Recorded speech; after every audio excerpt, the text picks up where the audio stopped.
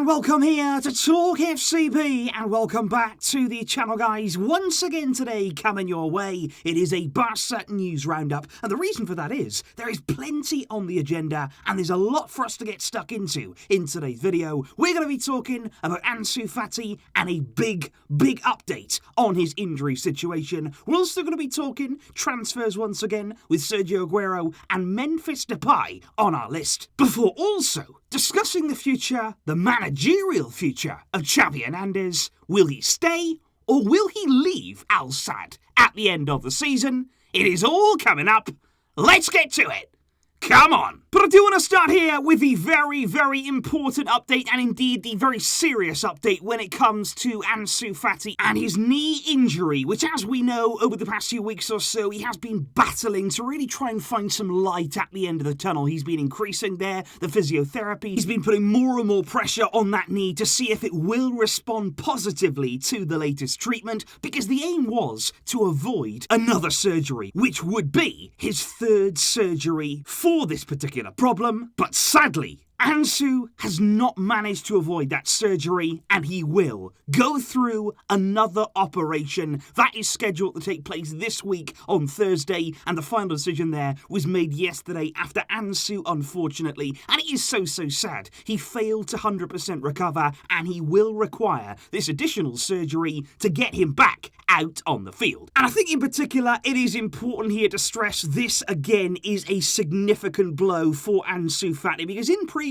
surgeries there, what they've done, what the surgeons have tried to do, is remove as little of the meniscus as possible to basically try and get him back to a manageable state, but without removing the entire meniscus. But in this third surgery, that's exactly what they're going to do. Now, Ansu Fati will have the entire of his inner meniscus in his left knee completely removed, which for me, a young player, 18 years old here, going into his third surgery, that is never, ever something that you want there, to remove the entire meniscus. Now, the one positive when it comes to this latest surgery is that they do expect him there to be out for a further 2 months. He is going to be out there for around 6 to 8 weeks more. But once that recovery time comes to an end, he will be back. He should take part there in pre-season, and he should be absolutely fine to take part next season. Which in the short term, of course, given the fact that we have been without Ansu now for so long, it is great news that he is going to be back there in what is a relatively short time and of course ahead of next season.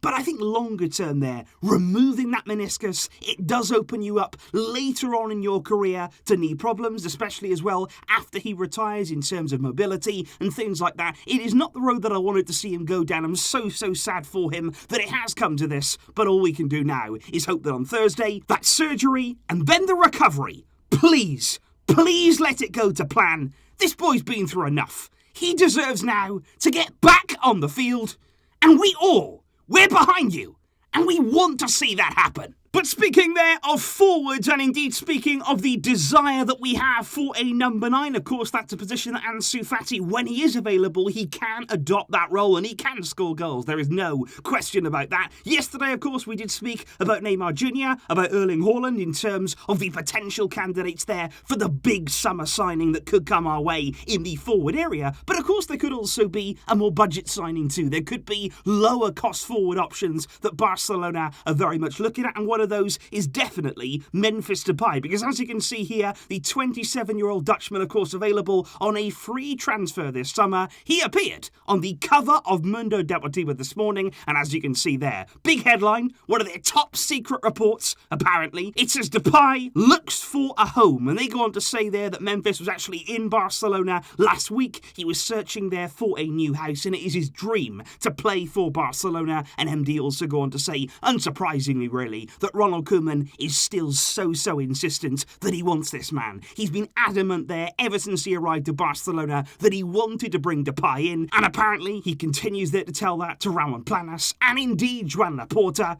Koeman still wants Depay, and I thought it was quite funny there actually to see Memphis last week on Thursday there posted a photo on his Instagram story, and as you can see there, he's got Barça versus Granada on in the background, which of course, it wasn't great viewing for us. We did not enjoy that game, and I don't even want to think about that game, although luckily for Memphis, he was, as you can see, gaming at the same time, so hopefully he managed to miss the worst of it. But of course, Memphis there is not the only low-cost option in terms of a centre-forward this summer, because Sergio Aguero has of course been confirmed to be leaving Man City in the summer, coming to the end there of a 10-year career on the blue side of Manchester, and he'll be available on a free transfer. But of course he could still play a very big part in the season right now with Man City. They're fighting still for the Champions League. What an opportunity that could be for him to win his first Champions League title, and of course they are set as well to wrap up the Premier League. And although the rumours have already begun about Aguero's future, he's already been linked with a number of Premier League clubs. There's plenty of teams there who would love to get their hands on him, but Barcelona do remain one of the favourites there when it comes to Aguero, and it is being reported right now that Aguero is on that list of Barcelona's budget options, lower cost, and somebody who could come in to sort of have that immediate impact that maybe we're looking for in front of goal. Now, of course, right now Aguero is 32 years old, he turns 33 in the summer, and he is no longer at his prime. There's no getting away from that, and he hasn't really been helped as well by yet another injury-hit season that significantly limited his playing time this campaign. But I do have to say, I watched him on the weekend there. He made his return to the starting lineup against Crystal Palace in the Premier League. He actually went on to play the full 90 minutes, the first time that he did that in nearly 2 months. And I've got to say, I was really impressed with Aguero. I think when he's fit there, he can certainly give you something. Not only there did he score an absolutely brilliant goal that it was a typical Aguero kind of goal, wasn't it? He latched onto it there on the volley, smashing it home, absolutely ruthless in front of goal. But I thought actually Aguero's hold-up play was really good. He linked up with those around him very, very well. And I also thought as well, he showed flashes of that pace, that sort of initial acceleration that you associated there with Aguero at his very, very best. And indeed, after the game there, Pep Guardiola absolutely showering Sergio Aguero in praise, really, really happy with his performance. And of course, Pep is a better judge of talent than anybody out there right now. But certainly for me, when it comes to Aguero, you know about that quality, you know about his track record. But the key there, it is staying fit. It is staying healthy, being able to be out on the field.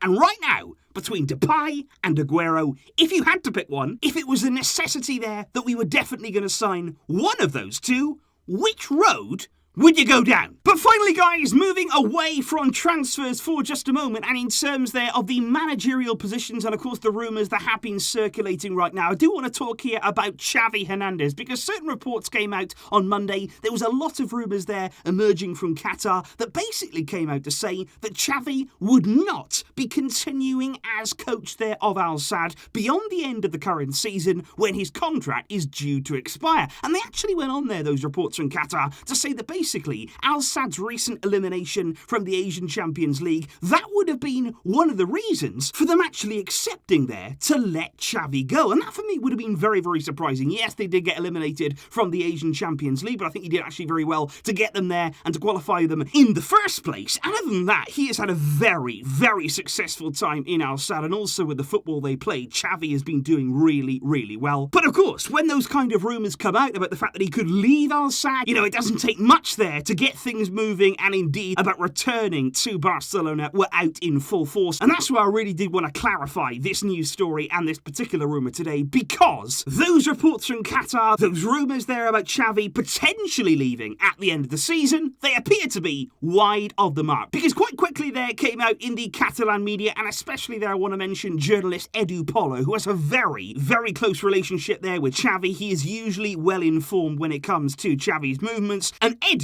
actually reported that Al Sadd, they've offered Xavi a new contract until 2023. Apparently that's a deal there that's been on the table for quite some time. And he went on to say that not only was Xavi not going to leave, but most likely he's going to extend that deal and continue with Al Sadd. Although it has been said that any new contract that Xavi signs, it would also follow the same pattern as his current one, whereby there'll be an exit clause if Barça ever come knocking. But guys, let me know your thoughts in the comments down below. What do you make there of the Ansu Fati news? I'm still saddened there that it has come to that, and the fact that he is going to go through that third surgery. Let me know all that down below. I will see you soon, guys, very shortly, with more videos ahead of a huge week for Barcelona. And of course, thanks for watching. But until next time, as always, Visca El Barça.